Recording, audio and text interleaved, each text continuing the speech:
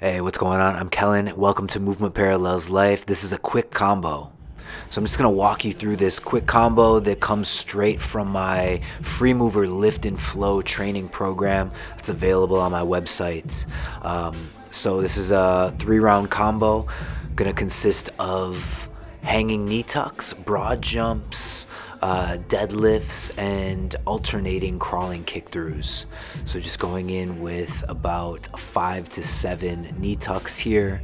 Decided to throw in a skin the cat, and I'm going to make a swing off transition onto this plate. Really try to stick that landing, and then from target to target, 3 broad jumps with a precision landing.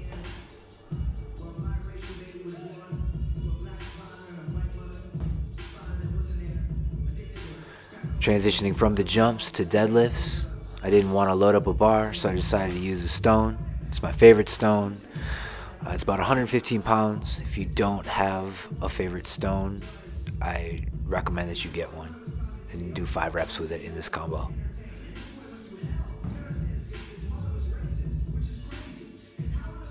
Last element, we've got crawling kick-throughs, going from a foot-hand crawl position into a tripod position, alternating sides for 12 total reps, 6 a side.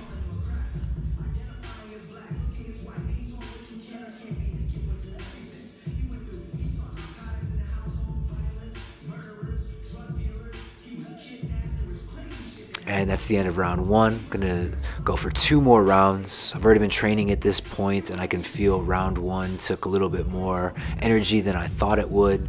So I'm just gonna make sure to keep the movement quality high in the next 2 rounds. Back in with the hanging knee tucks. So I'm gonna try to keep these as strict as possible and limit the use of momentum, making sure to keep the arms straight and really feel this connection between the lats, obliques, and abdominals in making this movement happen. And this last tuck, and I'm getting tired, so I'm gonna act decisively and hit this swing off, and then take a moment to just compose myself, relax my shoulders, neck, arms, breathe, and get ready to cue up these jumps. Mentally, there's a lot that goes into the preparation process. I'm visualizing the movement. I want to see it in my mind, maybe play it over a few times. I want to set up a very strong start position. And I want to pick a very small area on the target that I'm specifically aiming for. The idea being that if I aim small, I'm going to miss small.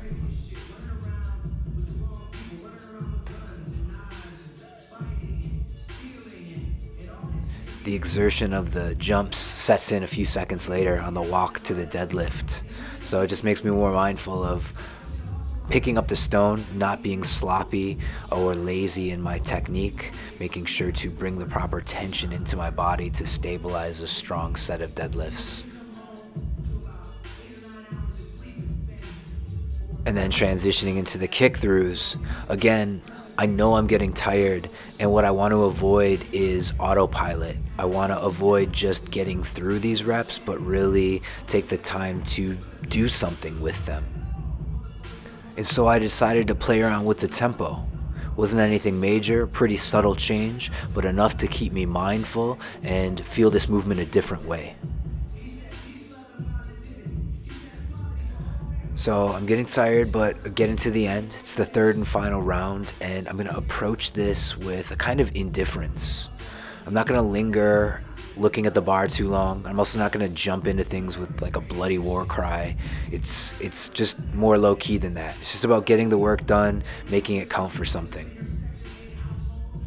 I definitely embrace this stoic attitude in training that so many sensations and emotions can arise. There's just a lot of value in being able to regulate yourself. Certainly express those emotions at appropriate times, but also not being overreactive or being run by your emotions. And it's the last round of jumps, and I don't want to miss. I hate missing jumps.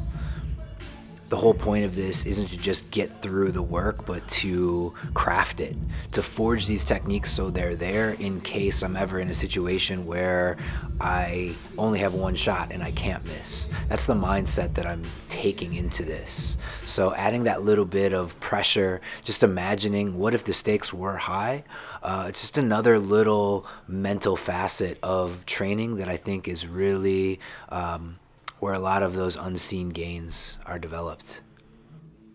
And last round of deadlifts, I'm just trying to stay present with these reps. These are the reps that suck, and these are the reps that your mind wants to wander off and be done and just finish already. But you got to stay with it, see it through to the end. Finishing off, gonna add a little handstand flair to the kick throughs. And these days I definitely prefer to finish strong than to finish on E. And the older I get and the longer I've been training, the more I realize it's details like these that really make all the difference in training. What we're doing is really nowhere near as important as what kind of mindset we have and how we're approaching the work. That's all for now, but we'll definitely keep this conversation going. Thanks for watching, and we'll see you in the next videos.